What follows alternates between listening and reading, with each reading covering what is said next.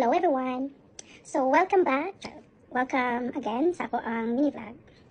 So before anything else, thank you day kayo no sa mga nag-watch sa ako ang 2 previous videos. So for today, I'll share with you some information. Since a lot of you guys asking me like, unsa daw ang agency?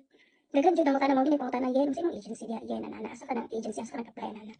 So for the information of everybody no, wala din nag agency. So nag-DIY lang mi. So ginatawag do it yourself. Ay, ang agency magud ako ang pagkabalo, ang processing fees agency is mo range jud sa nasa mga 50,000 to 150,000 in peso. Actually, depende na siya sa agency ha. Siguro na kayo mas baba or na kayo mas mahal na. Depende man pud sa mga applicants. Kung ikaw solo lang, so siguro na sa mga 50,000. Pero kung ikaw family, kung family of nabilang ka ng family of 4, family of 5, family of 3, ana. So naapod na sa mga 150,000 pesos. Pero dili na siya exact ha, depende gyapon na siya sa agency. Kung mga tanong mo unsa mga legit na agencies, dili ko maka-ingon kung unsa exact name sa agency, pero daghan na siya labi na sa Davao, daghan na mga legit jud na mga agencies din ha. Kung gusto gid ninyo mag-agency para sure mo. So sa gusto po na mag-DIY pareho na mo, kung gusto jud mo maka-save mo po, kaya ko mag-realize na ko na kanang amount, ako na magud pod siya.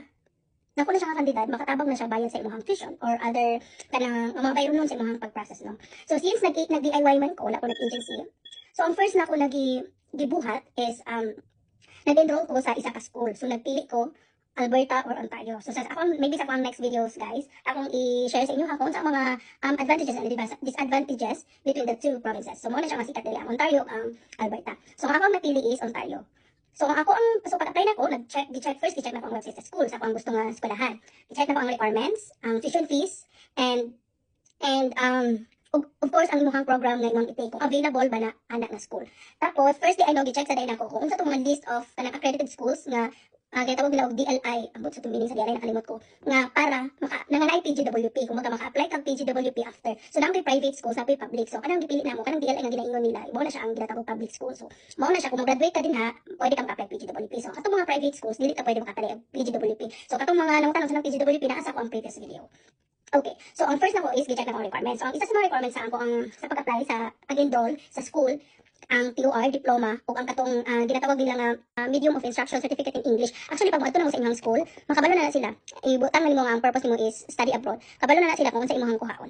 And then after na imong isubmit through email sa atong school, and then hulaton na lang nimo ang LOA sa school. LOA stands for Letter of Acceptance. So sa ako ang based on my experience no, since Ontario akong gipili, Ontario magod ang dali ra jud kayo. Paspas ang ilang pag-release or paghatag sa LOA or pag-approve sa LOA. Ang Alberta kay daghan mo gid applicants. Mo nang Alberta dugay jud kaayo sila. Mo nang napili na ako Ontario kay tungod kanila king di ba? Gusto jud magdali, dali kanang dinalian na to nga pirmi ba.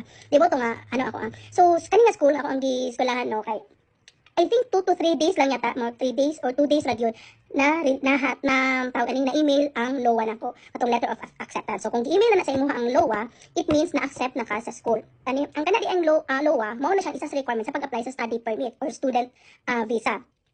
So once na anak ka ng LOA, that's the time mag-create na ka o magbuhat na ka og LOI. LOI stands for Letter of Intent. So, mo na siya, i-explain mo din ang purpose nimo for studying in Canada, and dapat imo siyang i-prove nimo na you will return to Philippines after the completion of your studies. And then, after that, kung na kay LOI, katong Letter of Intent, magkuha na rin kag NBI clearance, PSA birth certificate and marriage contract kung married mo, and then proof of funds or bank certificate. And after that, medical exam. So, ang kanang home ties guys kay ano po na siya kining optional na siya actually, pero pwede ra na ninyo pud para mo kusog-kusog inyong application no, i-attach ninyo kung naamoy mga kasi optional lang na siya no, kasi mingon wala man ko anong mga titulo mga usap pa natin ha. Pero kung naamo much better. Namo tong mga clean title or unsa ba kanang deed of sale, namoy mingon ana mga off home ties nagpasabot nga mobalik jud ka, proof na siya nga naa jud kay balikan. So pwede mo isa sa mga is kaning family. So mobalik jud ka kay na dito akong family. Mobalik jud ka kay na ako'y balay dito. Balik jud ka na dito akong sakyanan ana. Na dito ako ang business. So na daw kuno kay business. So mo na siya ang mga isa sa mga samples na ako'y pension, SSS pension, na ako'y ano sa pagtibig, unsa ba na PhilHealth, unsa ba na mga bisag unsa, na insurance sa Philippines. Ano mo na siya mga proof sa kanang home ties nimo. Optional siya pero dako siya og gamit kayo siya sa kanang isa sa makapakusog sa imong application no para pass approval. Kumbaga para dahi na to ang application. And then kato medical exam. And then after nagather na nimo tanan nga documents, after anak-anan, then that's the time mag-create ka og GCK. So moingon mo usa na GCK, usa man po na yung pang-mention oy. GCK mo na siya adto ka sa IRCC website. Usa man po ng IRCC. IRCC stands for Immigration, Refugees and Citizenship Canada. So, mao na siya ang website. mo ato mo ana nga website sa IRCC website, and then na GCK dito mag-create mo account. Kanang GCK account diha ninyo i-submit ang inyong mga documents for application for student visa application.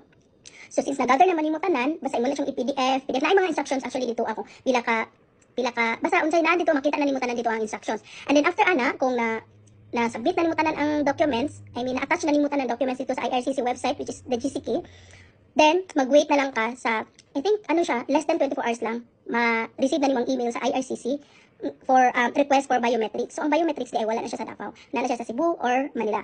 So after na-receive mo ang request for biometrics, then that's the time free to go to Cebu or Manila ana for bio na magpa-appointment mo ato mo sa VFS website, mo na siya ang atong biometrics. So ato ka sa ilang website, then magpa-appointment mo. Tapos i-print niyo tong request for biometrics, then mo ninyong dalahon dito ang pambayo. So ana lang, after nimo ana bayo, kana mag-check na kasi mga GCK account, kay dira mag-update sa IRCC. Hantod na makita na nimo ang approval nga kinahanglan na daw nimo ipadala imong passport sa Manila or sa Cebu for stamping na sa imong student visa.